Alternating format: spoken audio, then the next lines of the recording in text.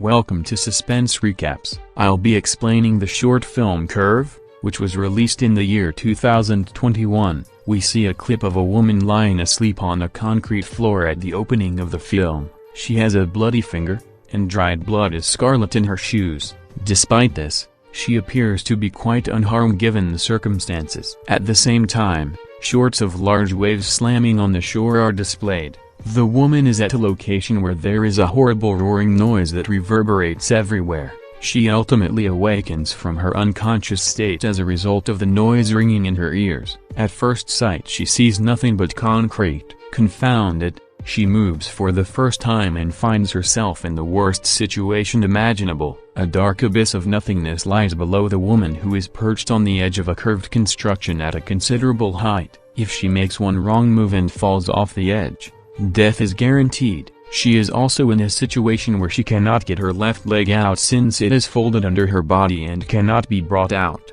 The woman freaks out as expected when she first sees the edge. She tries to turn away, but the movement only causes her to sink farther. She avoids falling off for the time being, which is good for her, but it is very clear that it is only a matter of time. Her left leg moves upward during the slide, severely injuring her. Also, the hard, rough concrete is causing her palms to scratch. Despite the fact that she has no hope of living, she silently prays for survival as her breath increases. After that, we get a complete picture of the building she's trapped in, which appears to be a hydroelectric plant. She won't be able to escape even if she is able to move away from the edge due to the vertical wall behind her. Nonetheless, she is currently more concerned with her current predicament than the wall. A loud horn blows from the nothingness below as she berates the circumstance she finds herself in. She is startled by the boom, which makes the fall terrifying. She gives it some thought and concludes that the wind must be the cause of the sounds. As she hears a bigger roar a few seconds later,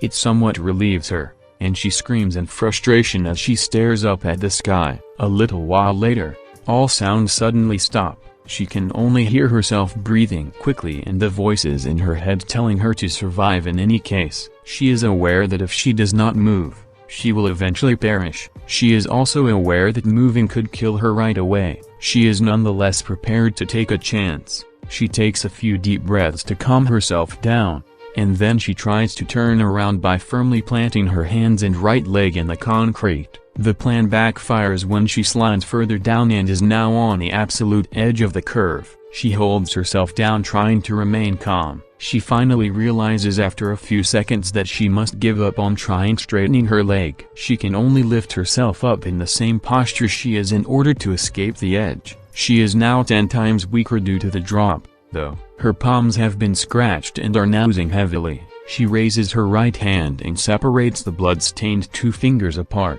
She then dries up the blood on her jacket to prevent her palm from slipping. Even the drying process is excruciatingly painful as she tries to go up again, but she perseveres bravely. Following that, she blows on the wounds, hoping for some solace. She is afraid of moving in the wrong way and falling to her death, so her blows are faint. She ultimately lifts her unharmed leg after spending a substantial period of time considering her next action. She raises her body in a terrible arc, pushing the concrete curve down with her bloodied palms. Fortunately for her, the strategy works this time, and she gains a few millimeters. The woman exhales with relief and keeps inhaling deeply to relax herself. The discomfort has now made her palms virtually numb. Nonetheless, she raises each one individually and blows on it. She doesn't give it much thought before repeating the action and climbing higher. The woman gradually has hallucinations. She notices the bloodstain on the arc below,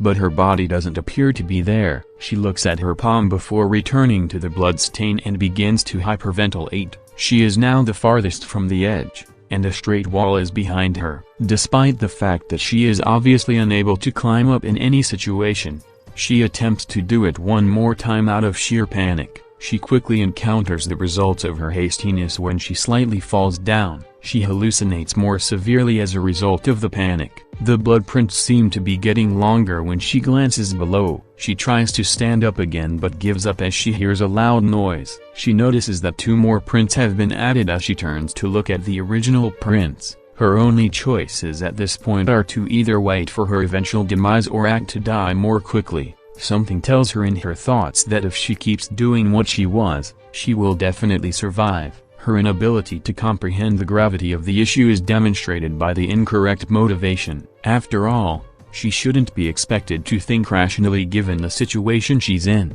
The only issue is that she might succumb to her fate sooner than she anticipated due to her resolve to survive. She bravely raises her palm and blows on it when everyone else in her position would have given up by this point. In the fraction of a second it takes her to sink back down a few millimeters as she prepares to push herself up once more. The woman has a strong sense of motivation and is in no position to reverse the progress she made. Her fear intensifies as her hallucination gets worse. The third time she looks down at the prints, she sees that they have significantly expanded. A shriek may be heard in the distance all of a sudden.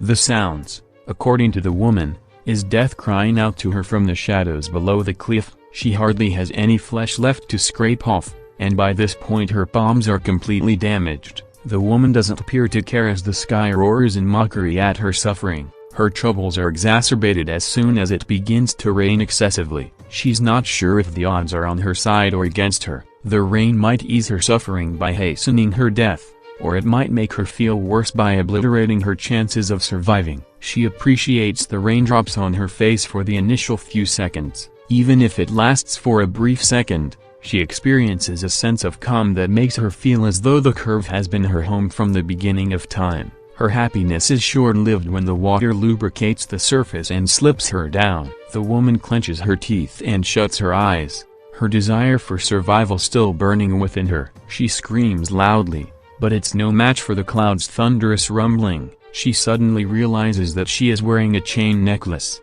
which might enable her to maintain the curve for a little longer. She forcefully grabs it around her wrist and pulls it off her neck. We see her hand slide down slowly. Even with the chain on her hand it is unclear whether she survived the incident or not, but from her situation the conclusion can be imagined. In contrast to other horror movies, which focus on jump scares, this one creates a horrific atmosphere and makes you experience the characters' dread and fear firsthand. The fans think the film is fantastic in every way because it triggers the viewer's most basic human instincts. It creates a fearful sense like nightmares. Like and subscribe for more videos like this. Thank you for watching.